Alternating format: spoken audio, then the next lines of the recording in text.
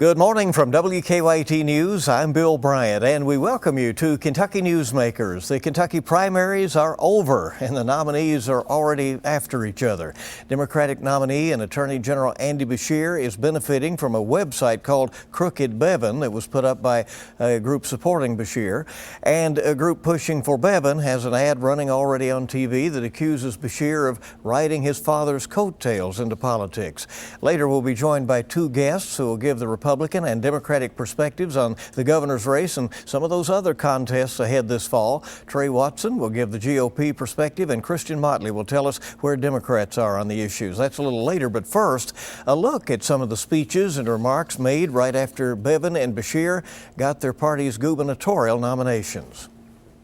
What you're going to have is a very clear contrast, a very clear contrast on issues that matter significantly to people in Kentucky. You have in Andy Beshear somebody who proudly supported Hillary Clinton. That doesn't play well in Kentucky. It didn't then, it doesn't now, and for good reason.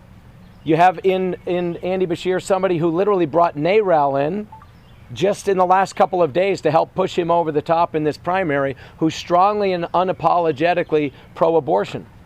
I mean, the contrast with Ralph and myself, who are strongly pro-life, who are supported by President Trump and supportive of the values of the people of Kentucky, it will be a binary choice. At this point, all the hypotheticals and the other possibilities are going to fade away. And people in Kentucky are going to have a very clear and distinct choice to make. And the voters will decide. It would be more than a little presumptuous of me to assume that the President of the United States is going to go anywhere a number of times in the next 6 months. But he's a good friend. He's a strong supporter. It's mutual. I respect the man. He loves America. He's busting his tail to address hard things that need to be discussed. We have a good relationship. He will be here. He's made that clear. I look forward to it. The people of Kentucky look forward to it.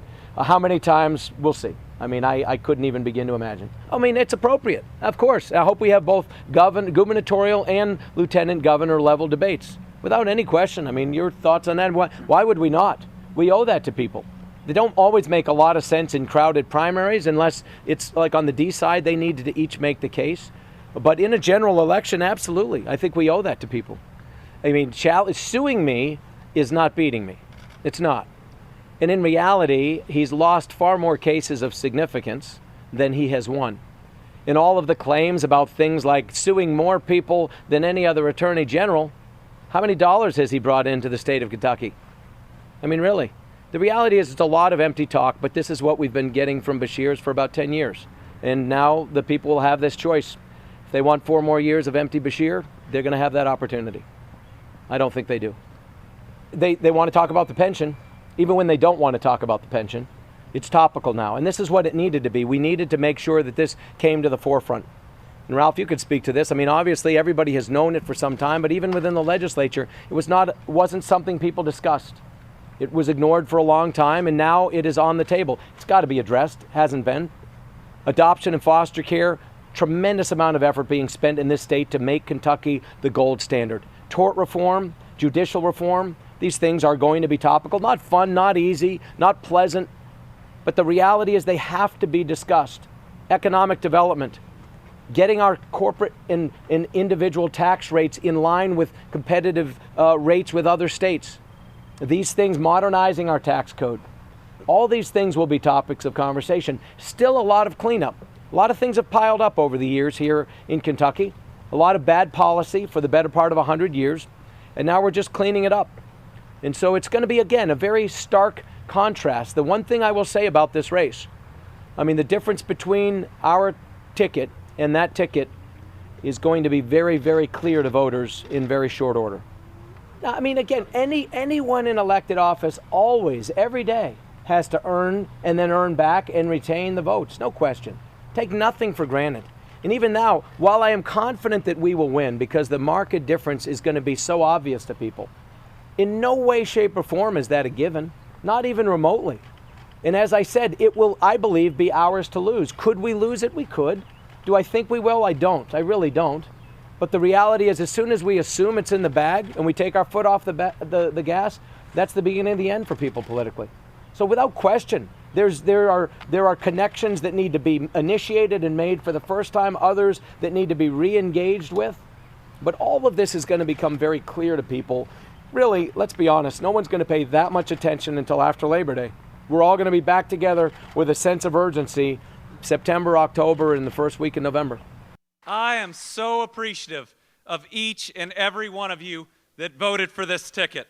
And Jacqueline and I are going to be in each and every community across this state working to earn the support of every single Kentuckian as we move forward.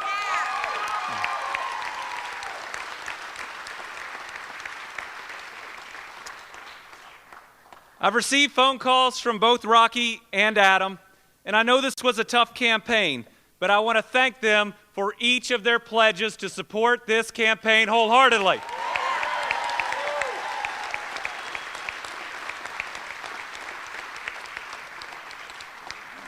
Now, there's going to be a lot of punditry in the next few days, asking how we stack up in the general election, who's up and who's down. But tonight, I want to tell you how I see this election. It is not about what's going on in Washington, D.C. It's not about the nasty attacks that Matt Bevin has already launched starting tonight.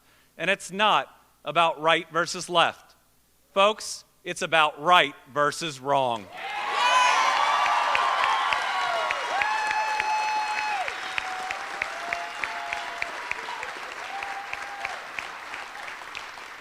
It is wrong when Matt Bevin tries to strip health care from thousands of our families. It is wrong when he tries to slash our workers' pensions. It is wrong when he tries to tear down public education. And it is wrong when he fails to create good jobs in eastern and western Kentucky, because every part of our state deserves to succeed.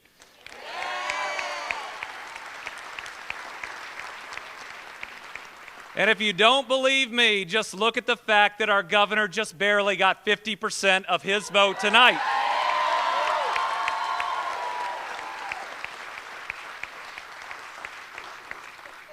I think it can be as simple as a phrase I've been thinking every single day since I've been serving in Frankfort. We were raised better than this. We were raised better with the bullying we're seeing in Frankfort. We were raised better than the name-calling we're seeing in Frankfort.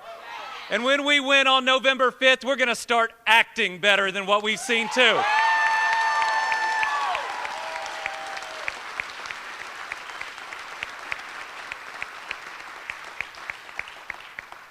I know we were raised better than this because I was raised right here in Kentucky.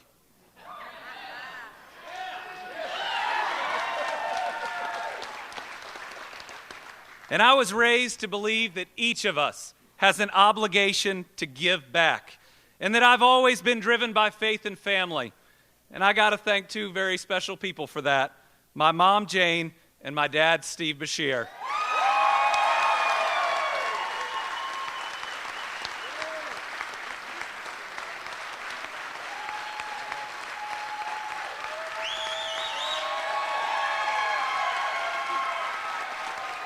When I'm asked about my parents, the nicest thing I can say is that they taught me to be a good parent.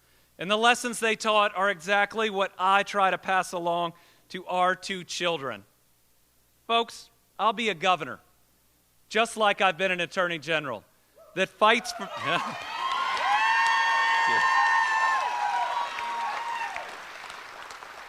I will be a governor that fights for the lost, the lonely, and the left behind. A governor for all of Kentuckians, rich, poor, and everyone in the middle. Democrats, Republicans, and independents. Eastern, Central, and Western Kentucky. I will do right by all of our neighbors.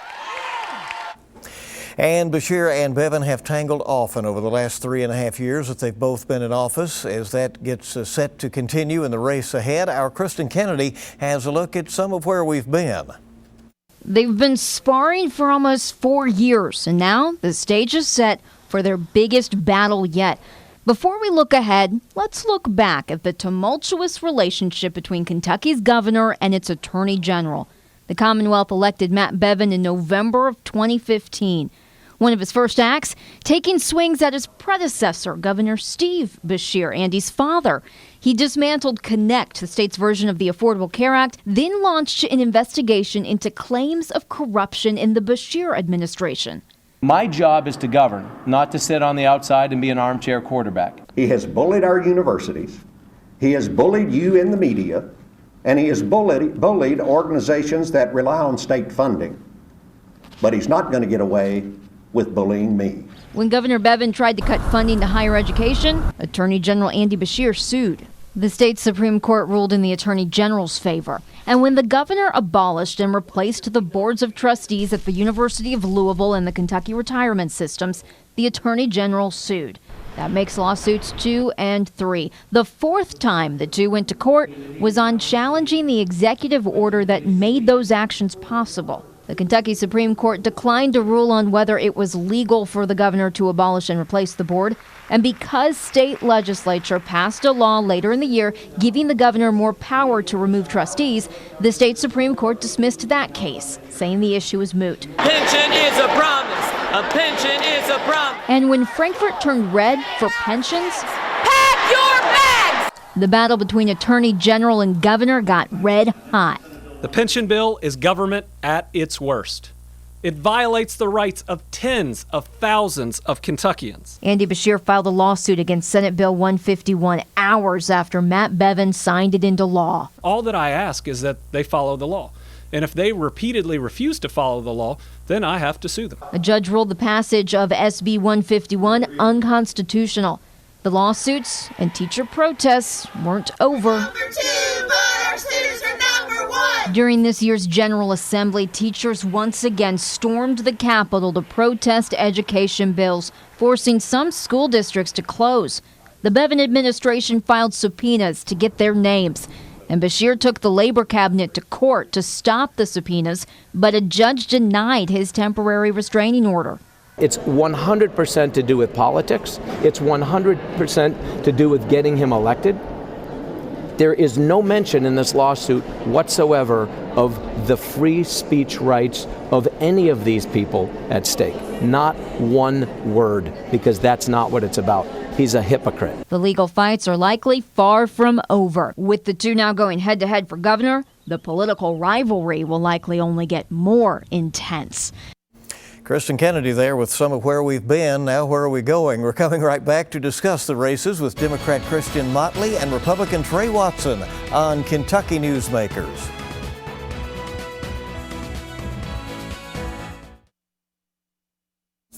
Welcome back to Kentucky Newsmakers. This is going to be a tough few months ahead in Kentucky statewide elections. Joining me now are two people who know the issues well and the perspectives of each of their parties. Republican Trey Watson and Democrat Christian Motley are here. They're both strategists for their parties, and we thank you for coming in. Appreciate it very much. Good to be here, Bill. Well, this is going to be an interesting few months, I isn't think it? it is. It's going to be a long few months. You know, Kentucky, the primary didn't get started till after the Derby, but then the general starts at Fancy Farm, so it's a long haul. I don't know. I felt like the general kind of got started right after the primary. We started seeing ads pretty quick. The website was up that night and ads the next day. Yeah, that's right. Mr. Watson, Governor Bevin won with a little over half the vote in his primary as an incumbent.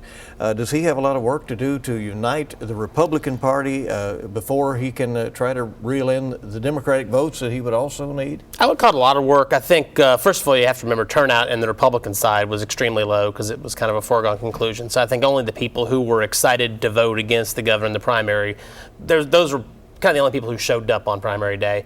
But I think there's two things at play. One, people that voted for Robert Goforth or Ike Lawrence or William Woods, they're not going to vote for Andy Beshear. They understand that Andy Beshear would be moving us backwards. And even if they don't agree with where we're at, they know we can't go backwards. And that's just, there's not another option. I think Governor Bevin's going to be the pick. Not to mention Andy Beshear has already been endorsed by NARAL, the major national pro-abortion group, and the right to life issue is a major dividing point, in some cases a total disqualifier for conservative voters in this state. But I think, Governor Bevin's got to remind people that this election is not about the last 18 months. It's about the full 4 years of his term, and a lot of good stuff's happened in those 4 years. Mr. Motley, Attorney General Beshear won the Democratic nomination largely on the strength of his votes in Lexington and Louisville and some rural counties as well in western Kentucky. He was second to Rocky Adkins in most of eastern Kentucky, where President Trump is also popular. So does Beshear have some work to do in his party before he can get rolling into the summer and fall? Well, first of all, I think we've got to recognize that Andy Beshear is probably feeling pretty confident after the primary. I think he had a disciplined campaign. He basically had a plan, and he worked it.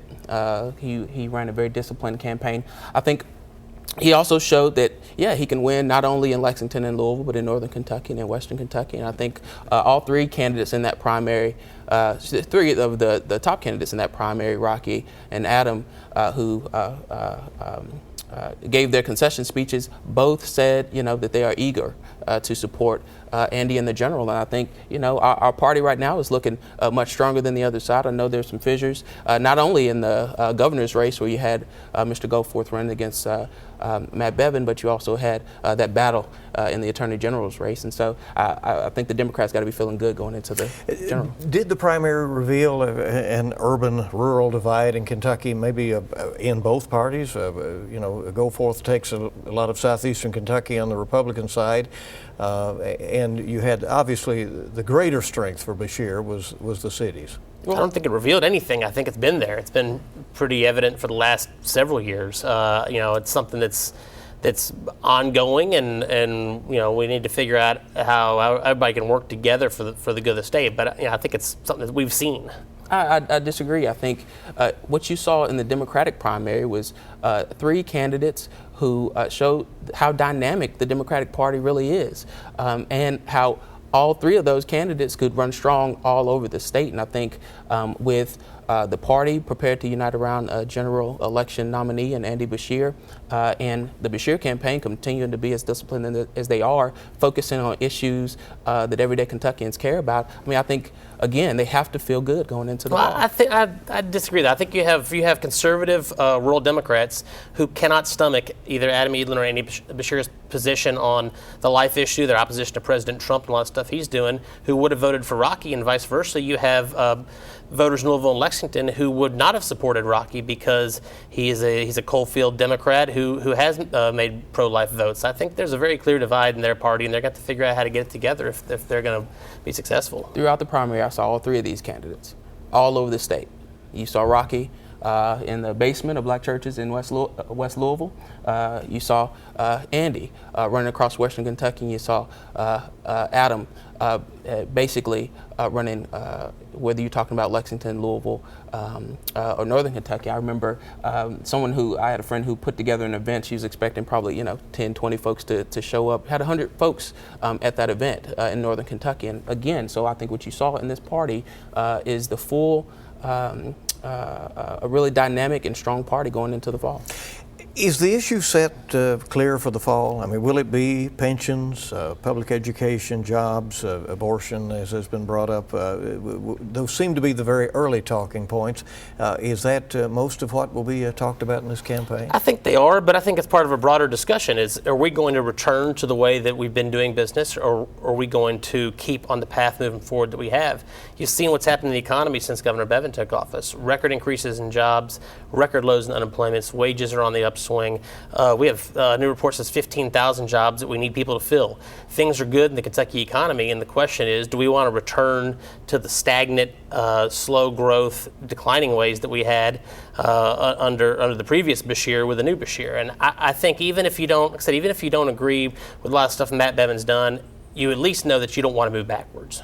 And I think that's going to be the choice this fall. Gosh, I think if you are wealthy and you are powerful in this state, you probably feeling pretty good about where things stand. But if you are everyday Kentuckian and you are thinking about your health care, you are thinking about public education, and you're thinking about retirement security for working folks, I think you're looking for a change. It's hard to think about that stuff when you don't have a job and you don't know where your next paycheck's coming from. And under Governor Bevin, more people are working, less people are unemployed, and that's better for all Kentucky. And wages are still low, and you got places like Martin County who are suffering from lack of infrastructure and not having clean water. Again, I think folks down there are probably looking for a change. Well, we can go back decades on that and talk about how rural Democrats have squandered their coal severance money on political projects, paying off little leagues and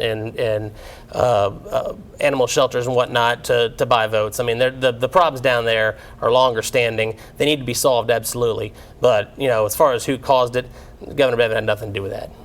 Well, I think if there are going to be more excuses about these sorts of issues for folks, the Democrats are going to be feeling pretty good going into the fall. We're going to take a break. We're coming back in just a moment. We'll discuss more about the fall campaign to come. This pension issue is real. Everybody agrees about that. It's what to do about it that is the big issue now, and we'll be right back on Kentucky Newsmakers.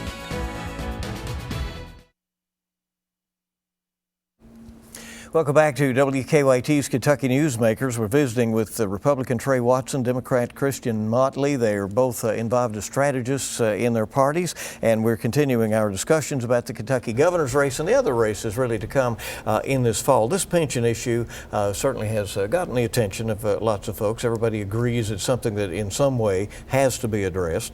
Beshear calls for a dedicated revenue stream from expanded gaming and taxing medical marijuana. Governor Bevin brought this issue to the forefront and has pushed for, at this point, money to go from elsewhere in the budget and be moved over to pensions. And so there were some cuts. So what will be the debate on this? Well, let me start off by saying I think that Andy Beshear's position on taxing medicinal marijuana to pay for the pensions is monstrous. It is inhuman. He wants to tax cancer patients and veterans with PTSD to pay for the pension system. That is horrible. We don't tax any other pharmaceuticals or anything like that. He wants to tax cancer patients to pay for the pension rather than strap up his boots and work a little bit harder on the budget to make room to make sure that we keep our promise to teachers. I think that's horrible, and I really hope he reconsiders his position during this campaign because I think it's just terrible. Well, I think the big thing for the governor once elected is going to be able to be a leader who is a consensus builder. I think if you look over at least the last year, we had one attempted session and one that's rumored. We still can't get votes to have a conversation about what to do about the pension. So I think, number one, you got to have somebody who's going to be a consensus builder. Number two, I think at least in the Democratic primary, you heard a lot of ideas. I think you heard about expanded gaming. You heard about closing corporate loopholes in the tax system. And I think, again, there's a conversation to be had and a number of ways to do this. I don't think that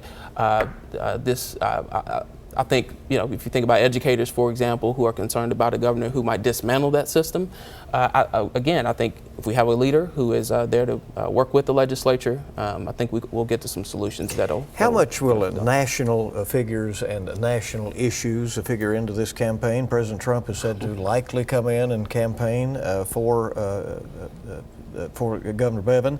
Republicans are trying to tie Beshear to Hillary Clinton already. Will this election be about Kentucky, or will it be nationalized? I think it will get nationalized to a large degree. And Kentucky's governor's races always have kind of the fortune or misfortune, depending on how you look at it, of falling into that because of our position the year before the presidential. And both parties want to have momentum rolling into that presidential election. I do think normally I wouldn't say that an outside official, outside like the person coming in, would have that much of an impact. But we've seen in state after state, election after election, that President Trump does have a unique impact. And it's not on swaying votes, it's on turnout.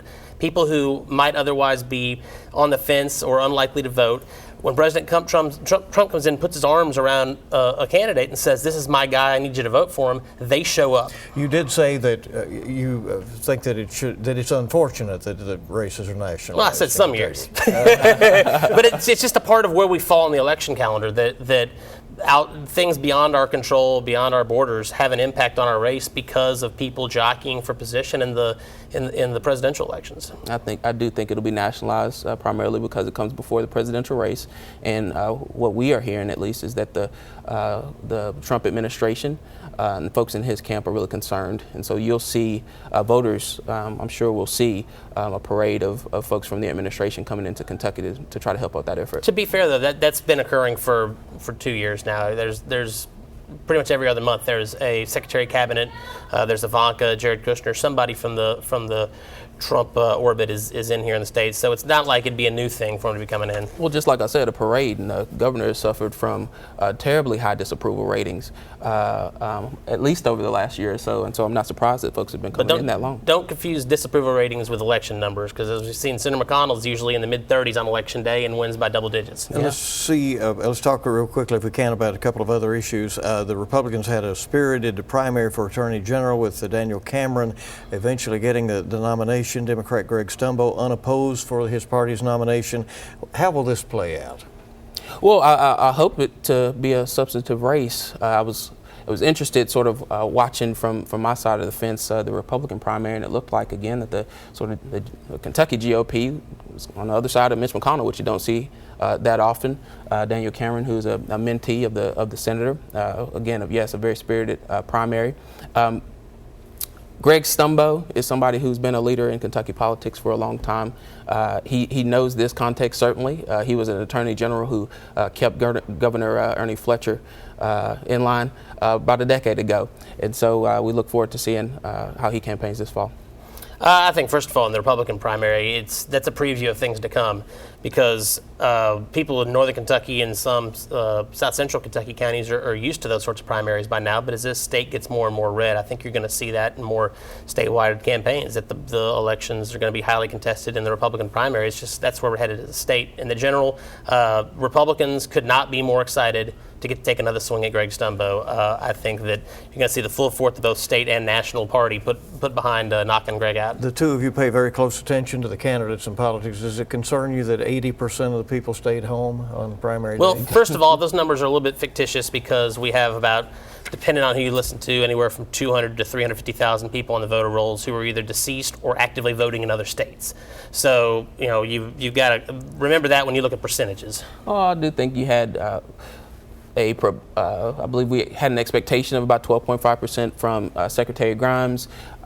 Participation did do just a little bit better.